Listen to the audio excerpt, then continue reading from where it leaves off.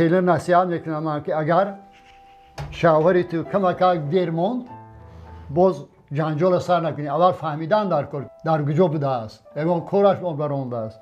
این خیلی همدیگر رو که فهمیدید در عائله که تنجی شد و همدیگر فهمی شد، عائله استوار است.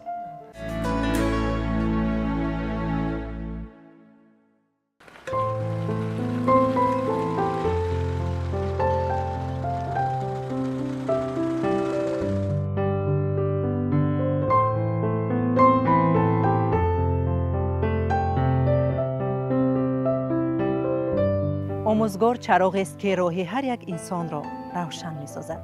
اگر در محیط یک عائله دو چراغ روشنی کند، آیا باره اندیشه کرده اید که محیط خانواده چگونه می شود؟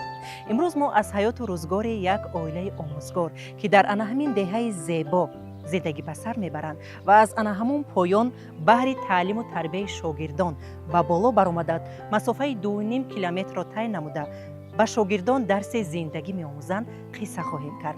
آنها بعد از انجام درس سوی عائله و عائله‌داری می‌شتابند که خود مکتب زندگی است. تماشابینان عزیزمند، باید یک جایه از روزگاری آنها آشنایی پیدا می‌کنیم. در دهه دوئابه ناحیه رودکی شیر محمد شایف با همسر مهربانشان سرور سرخ و طول 53 سال حیات عائله‌داری دارند و قریب 50 سال می شود که در مکتب میانه به شاگردان تعلیم و تربیت دادند. این عائله از جمله عائله‌های نمونوی بوده در راه تعلیم و تربیت فعالیت پرشرف دارند. وقتی که در مکتب میانه تحصیل میکردم آرزو داشتم که معلم شوم.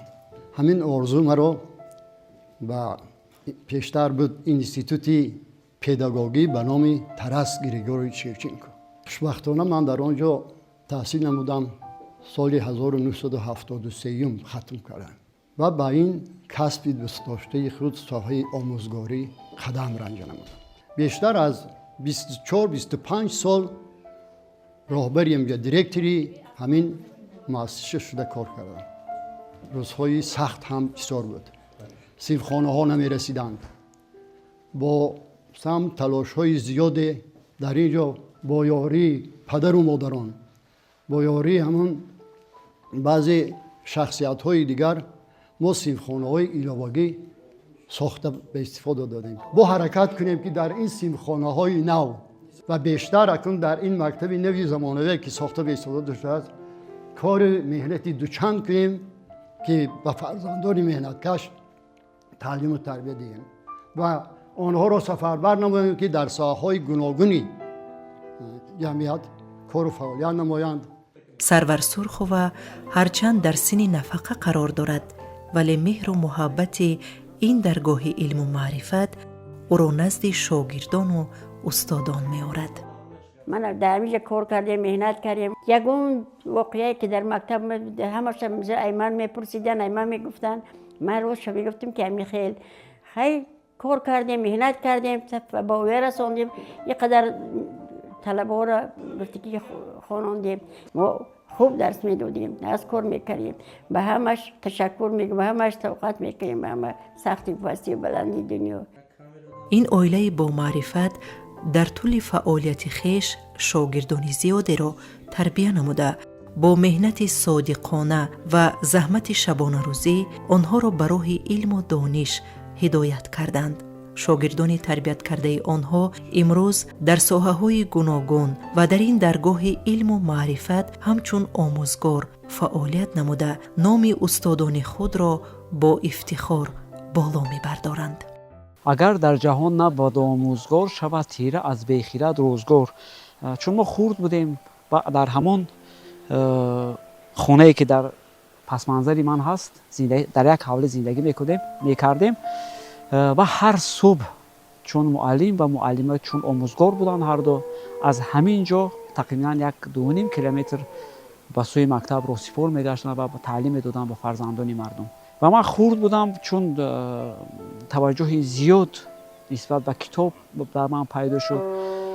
از کجا که در خانه عمکم یک جوانی کلان پر از کتاب ها بود و من بسیارتر رفته به رسم های آنها توجه می دادم. توجه میدادم و از آنها داستان‌های شاهنامه، از دیگر حکایه‌ها یا که مثلا کتاب‌هایی که رسم‌های بیشتر داشت، بسیارتر دقت ما رو آن همون منظر رسم‌ها به خود میکشید. و امکم خود گرچند زیاده از 30 سال دیرکتوری مکتب بودند و زوجهشون باشد معلمه ینگمون، معلمه سند تصویری و معلمه به من بسیارتر پهلوی سند تصویری رو می‌آموختند و معلم باشد ادبیات و زبان. و این همبستگی که من با مثلا ادبیات و سند تصویری از کجا بر من پیدا شد، از آن بود که من بسیارتر تصویرهای قهرمان‌های شاهنامه را به معلمم نشان می‌دادم و آن کس بهای خوب می‌دادم. و در ساحه ادبیات باشد یگان شعره که یک چیزی که می‌نوشتم البته به عمکم نشان می‌دادم و آن کسا نیز بها می‌دادم. و همین بود که مهر آن همین ادبیات، مهر صنعت در دل من جوش شد و بعداً با راه آن همین آموزگاران من روی آوردم، اول به کالج رسامی و بعدا به دانشگاه ملی. یعنی که همه ادبیات، همه صنعت تا هنوز در فعالیت کاری من دوام دارد و این سرچشمه‌اش از همین استادم گویم خطا نمی‌کنیم، یعنی که از همین عمکم. شیر محمد شویف و سرور سرخ و نه تنها در جده آموزگاری بلکه در زندگی اویلوی نیز هم قدم و هم فکرند. اویله آنها مکتب معرفت و نمونه عبرت می باشد. چگونه فعالیت آموزگاری را با حیات اویله‌داری موافق ساختید؟ وقتی که ما در دانشگاه می‌خواندیم بینید که تقدیر این کس خودی از ناحیه ونج، من از ناحیه رودکی و هم دیگر در یک کورس می‌خواندیم و هم دیگر خطی معخوش دیم و بعد ختم دانشگاه و هم دیگر آیله برپا کردیم. پدر و مادر مانعگی نکردند؟ نه، خدای شکر صاحبی 5 تا فرزند شدیم. فرزندها رو تربیت کردیم، در مکتب‌های عالی خواندیم بچه‌ها را و خود ما در این مکتب دیگه از من وقتی تمام کردگی تا حاضر کار و فعالیت میکنیم. خدمتی شایسته کردیم. این را البته را به این نوبت گرفتن که ما را با عنوان علاچی معارف تاجیکستان سرفراز گردوندند. مادری عزیز، خیلی که ما میدونیم شما با محبت اویله بنیاد کردید. محبت شما تا حال پایدار است؟ تا حال پایدار است. ما تا حاضر نمیقدر سال زندگی کردیم. یکم بار گپی گنده، یکم سخنی بد من نگفته. من این نگفتم. فرزندا رو خوش رو تربیت میگم. گپی دغال نداره، گپی وای نداره، گپی سخت نمیزنم من. اگر بعض وقت تیز من نگاه کنم من خفه میشم. انا می خفگی رو چگونه استاد عزیز برطرف میکنن؟ خیلی برطرف میکنه. خیلی که من همین گپا گفتم خیلی که میبخشه. یه عمر زندگیم شیرین. میفهمم یا دیگر مونه که در دل این چی گپه، در دل من چی گپه، میفهمم من خیلی گپامونه. یعنی همدیگر فهمی میتواند که پایه اسطوره اویله باشد از پایه مهربانی هم خیلی البته. بله. برای شما مشکل نبود مثلا هم تربیت فرزندان هم درس گفتن در مکتب میونه؟ به خود 2 مرتبه میرفتم تا همان پایان روزی بود که 2 مرتبه میرفتم میومد با خود زندگی خونه خمیر با مولامش همه شهده میکردم با میگشتم میرفتم کرده میومدم پیش علم رنگی که گوه که پوده میده و انا میدویدم میرفتم. کسب پرشرف آموزگاری به تعلیم و تربیت فرزندان در اویله چگونه تاثیر میرساند؟ تعلیم به تربیت نمیشه.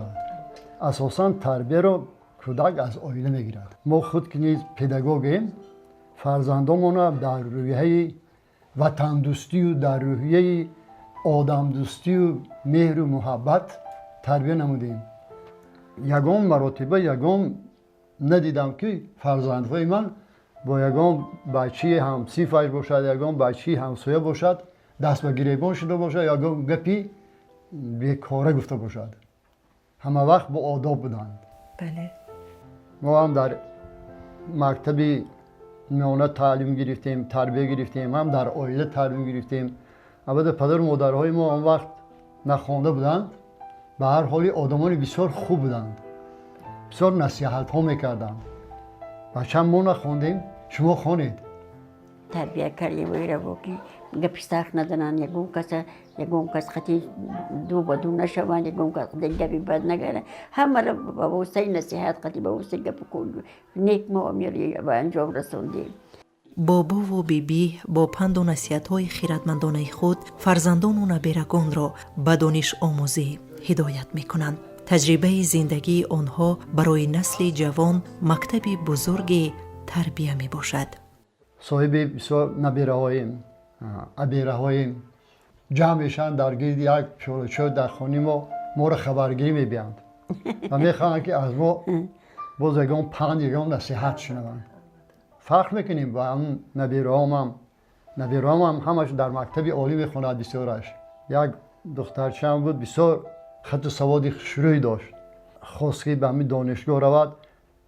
ман пеши аввал бобом равам. чӣ маслиҳат медиҳад? ман мехоҳам ки баъди мактаб духтур шавам. хон бачам.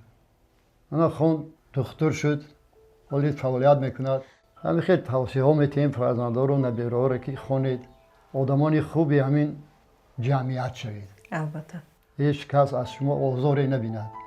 хоҳед некӣ кунед то тавонед некӣ мадад кардан ба одамони дарманд, ба одамони корафтода хислатҳои хубтарини инсон аст дар оила.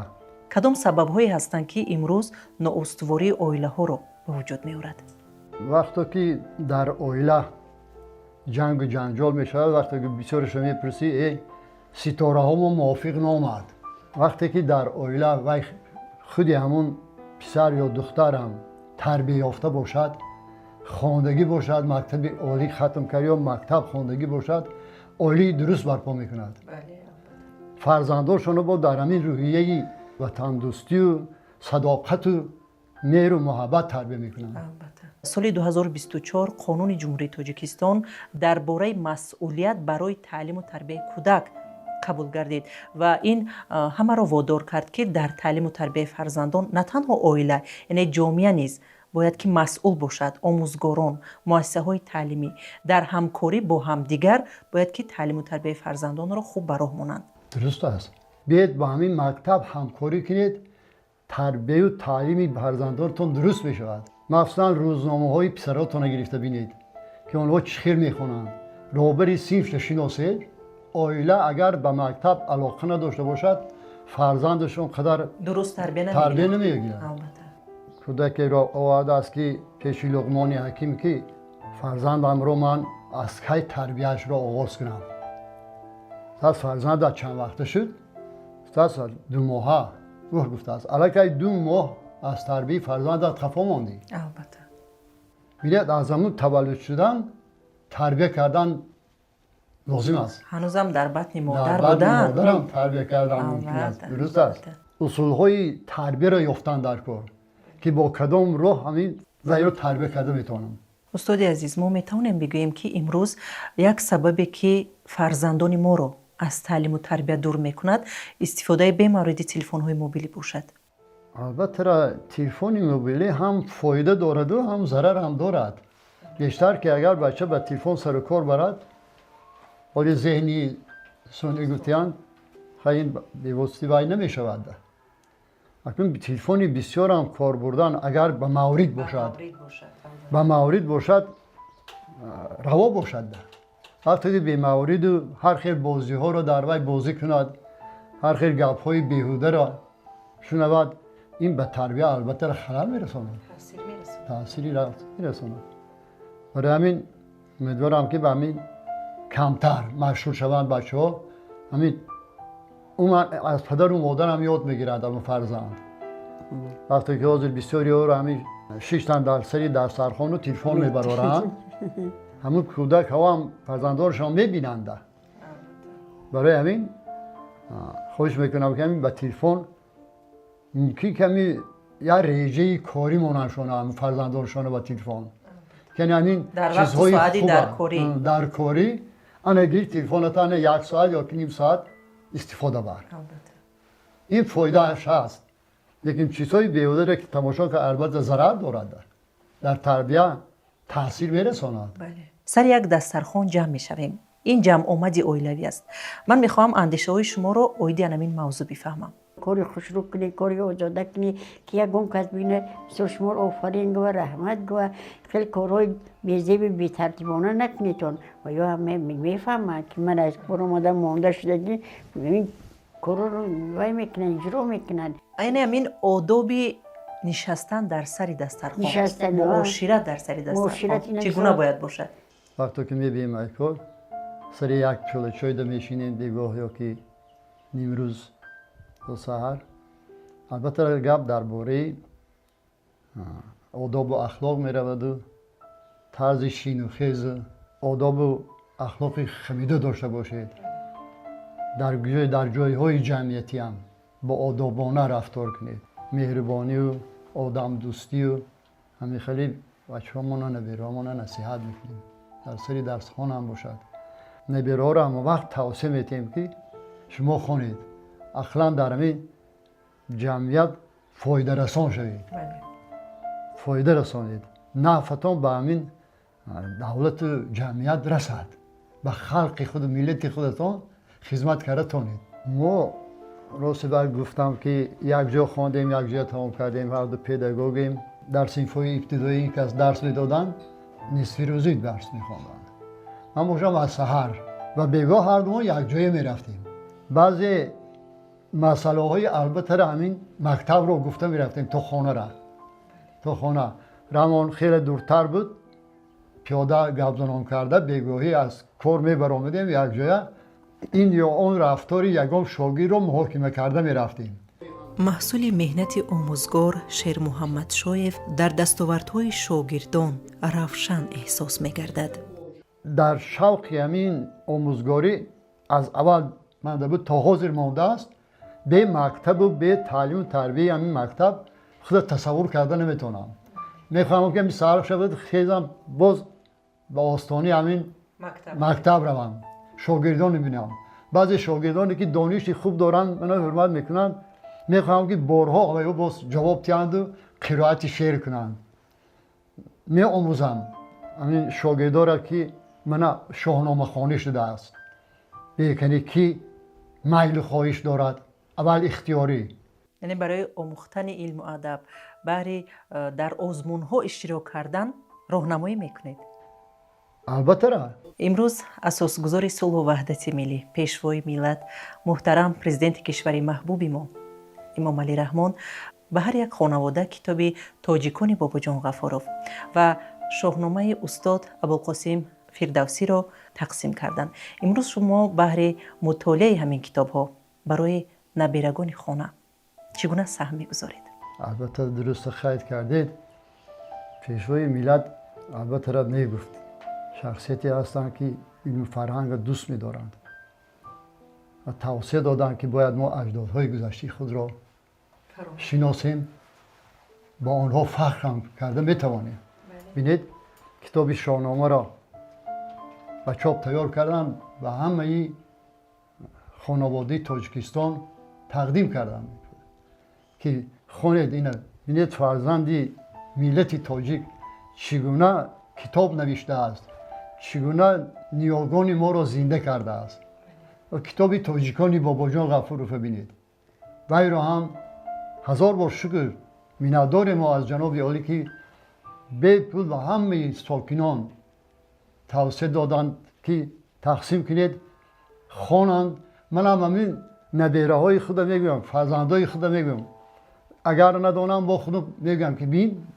درباره چی گفته است در اینجا فردوسی بزرگ یا که علامه باباجان غفاروف در همین سری درس خانم من میگیرم از این مثال ها میبرم به اهل عائله‌ام که بین چی گفته است در اینجا حضرت فردوسی و باباجان غفاروف همینا رو خودتون خوانید با همین دانش خودتون با زبان خودتون فهمید مقصدی توفه کردن جناب این کتاب رو البته را برای خلق ملت تاجیک بود که ملت تاجیک ملت قدیمه است قدیمترین است تاریخی بیش از 3000 ساله دارد این را داند هر یک ساکن تاجیکستانی از تاریخ خود با خبر باشد. از تاریخ خودشان با خبر باشن خلق تاجیک که اجدادان گذشتگی ما بودند، ایجاد کردند، فرهنگ دوستدار بودند، اینقدر بزرگان ملت بودند، اینقدر سردارهای دولت بودند، قهرمان ها گذشتند. بینید سپتمین، شیرک، تیمور ملیک، بینید از آنها با خبر باشند. به نوخانه‌داران چی مصلحت ها میدید که عائله‌شون استوار باشد؟ مصلحت میکنم که فقط تیل باشه، نغز باشه، فرزنده رو خوش رو تربیت کنه، گپای خوب زنه، خیلی گپای دغال نزنه، گپای خوش رو نصیحت چخیل رفتار کنه، چخیل رفتار نکنه، به همش توقعت کنه. گفته است فرزنده رو خوش رو تربیت کنه، نغز تربیت کنه. همین کار ای دوری بابی بیوی موندگی ای. اما کار رو میکنیم برای همین توقعت کردن در کار. به گپی سه، به گپی زور، به همش توقعت کردن در کار. پیش از همین عائله استوار میماند. سببش همدیگر فهمی اهل عائله است. اگر همدیگر فهمی نباشد عائله ناطی می شود. مثلا از ما من خسر و خشتامن شدیم. اگر فرزندای ما همدیگر رو نفهمند عائله نااستوار است. اما خیلی نصیحت میکنیم شما ما که عائله دا همدیگر فهمی کنید. باید همدیگر رو فهمید. مثلا کلی نصیحت میکنم من که اگر شوهری تو کمک دیر موند باز جنجال سر نکنی. اول فهمیدن در کار در کجا بوده است، یگان کارش برآمده است. این خیلی همدیگر رو که فهمیدید در عائله که تنجی شد و همدیگر فهمی شد عائله استوار است. فرزندها هم این عبرت میگیرند. گپی سخت و گپ‌های دغل به همدیگر در کار نیست. همه آرامانه حل کردن ممکن است در عائله. میگن که زندگی پستی و بلندی های بسیاری دارد، لیکن قله های بسیار بلند هم دارد. شخص صاحب معلومات با فراست و با فرهنگ و با علم همین قله های پیچان را طی کرده میتواند در زندگی. اگر استوار باشد پر صبر باشد. بله پر صبر و اکنون لحظه‌ای می شود در زندگی که دشوار است، سخت است. این رو پس سر کردن با عقل سالم این رو پس سر میکنی. عقل سالم دانش صاحب معلومات باشد، هم شوهر هم زن. با فکرم عائله وی همه مشکلات عائلوی را حل کرده میتونه. بله. از عهده‌اش میبره. البته. امیدم همین است. و میخوام که همه عائله تاجیکستانیان همین خیر عائله های با خیرت و با فرهنگ و مدنی و مدنیتناک باشند که همین ملت خودش احترام کرده تانند. عائله گنج بی‌بهای زندگی و اساس جامعه سالم است. قدر عائله را دانستن و نگاه داشتن گرمی آن وظیفه هر یک انسان می باشد. عائله ما را به دوست داشتن و ارج گذاشتن به ارزش‌های عائله‌داری، تحکیم مناسبت‌های خانوادگی هدایت می‌کند. زیرا محض در عائله انسان تربیت یافته آداب و اخلاق، مهر و محبت و احترام را می‌آموزد. امروز ما شاهد آن شدیم که زندگی یک عائله آموزگار تنها زندگی عادی نیست، بلکه مکتب انسان سازی است. در چنین عائله هر روز زندگی تنها با مهر و محبت و همدیگر فهمی و باوری آغاز می شود. همین است مسئولیت آموزگاری و عائله و عائله داری. روز و روزگاری آسوده را بهر هر یکی شما تمنا داریم.